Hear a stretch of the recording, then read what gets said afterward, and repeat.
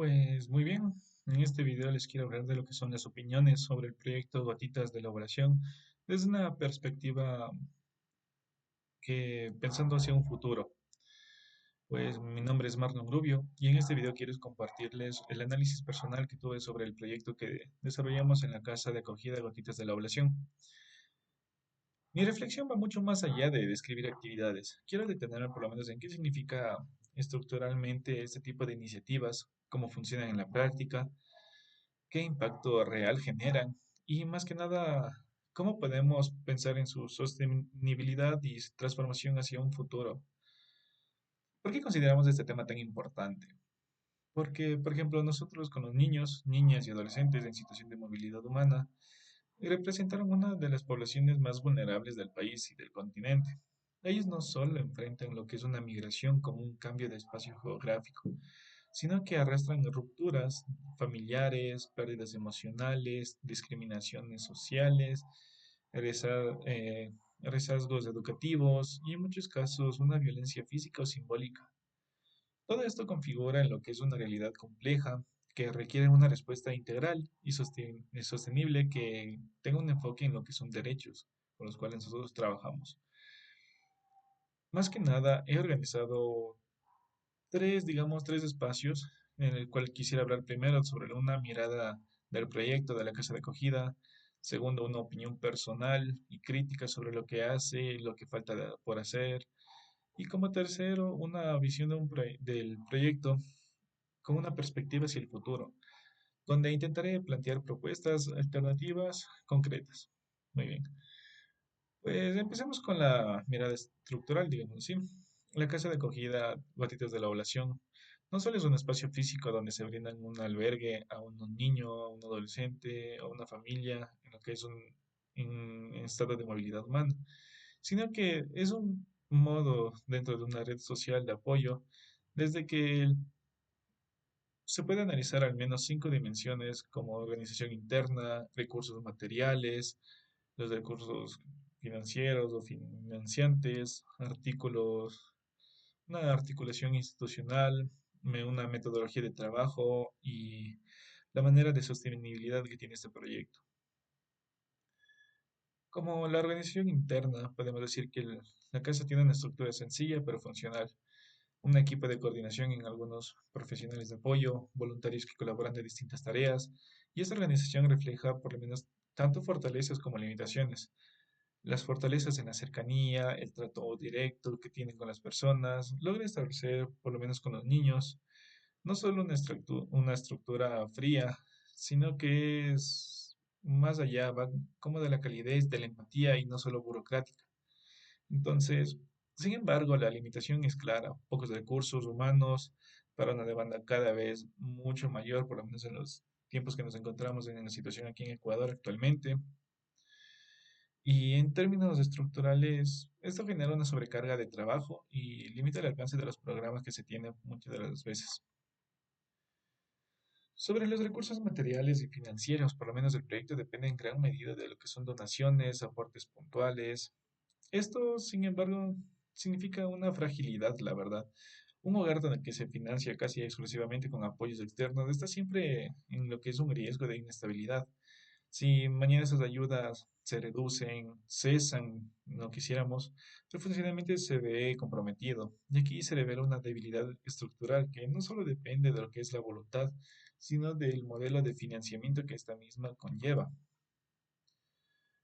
Sobre la articulación institucional, podemos decir que la Casa mantiene ciertos vínculos con autoridades locales, escuelas, centros de salud, y no siempre es permanente ni sistemática. Muchas de las veces depende de contactos personales, gestiones puntuales, y es algo que aún falta consolidar un sistema integrado de protección a largo plazo. Las casas de acogida no deberían actuar solas ni improvisar contactos, sino de plenamente estar integradas en lo que es un circuito oficial de atención, los cual debería considerar yo que debería por lo menos ser parte de esto también del Estado muchas de las veces. De las metodologías de trabajo, este proyecto combina actividades lúdicas, educativas, acompañamientos sociales, y eso es positivo, porque no solo se limita a cubrir necesidades materiales inmediatas como alimentación o albergue, sino también busca un desarrollo integral. Sin embargo, se nota que hace falta muchas veces programas especializados, especialmente con educación inclusiva, salud mental. Y más que nada, por lo menos nosotros como estudiantes deberíamos tener un poco más de contacto y no simplemente como que en unas 2 o 3 viajes, sino también en varias sesiones igual incluidas. Pero es entendible que muchas de las veces estas familias no pueden estar mucho tiempo.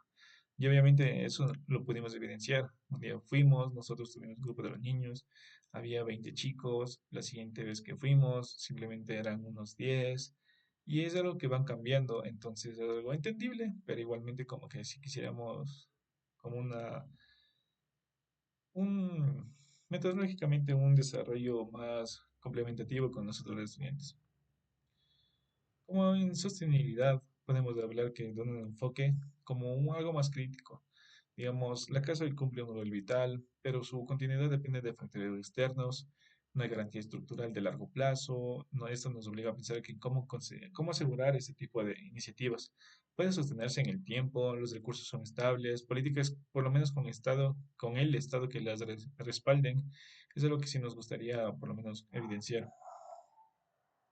Muy bien, pues pasemos a lo que son opiniones críticas y reflexivas. En, en primer lugar, considero que el proyecto reveló algo que es muy fuerte en Ecuador y en muchos países.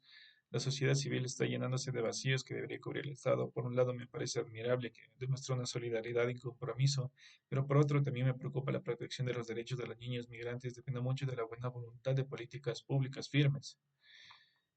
Entonces, como segunda opinión, pienso que la educación es el corazón del problema.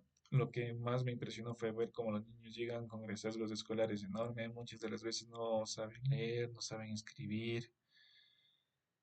Y, y algunos dejaron estudiar, por ejemplo, durante meses, o algunos pueden estar incluso sin estudiar durante años por una causa de una migración, como lo fue, o un desplazamiento posiblemente por violencia, como lo estamos sucediendo en estos actualmente. Por ejemplo, si solo se brindara lo que es un techo y comida, solo se estaría respondiendo a lo que es una emergencia, pero esto no resuelve de raíz el problema. Mi opinión, pienso yo que que debería existir una articulación mucho más fuerte con el sistema educativo, asegurando cupos, programas de nivelación, becas y acompañamiento más cercano. Como una tercera opinión, hablemos un poco de la salud mental. A menudo cuando se habla de movilidad humana se piensa en números, estadísticas, gráficas, cuántas familias llegan, cuántas solicitudes del refugio existen, cuántos niños están en los albergues, pero en esto se olvida lo que es un impacto psicológico. Niños que han visto violencia, que se han perdido familiares, que han sido discriminados. Mi opinión es que la salud mental debería ser un eje central, con psicólogos permanentes en las casas de acogida, no solo como un lujo opcional, sino también como un derecho básico. Podemos hablar también, creo que sobre la sociedad ecuatoriana.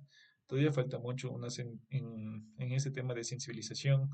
He escuchado expresiones de rechazo hacia los migrantes, como si fuera una amenaza o una carga, y esta visión es injusta y dañina.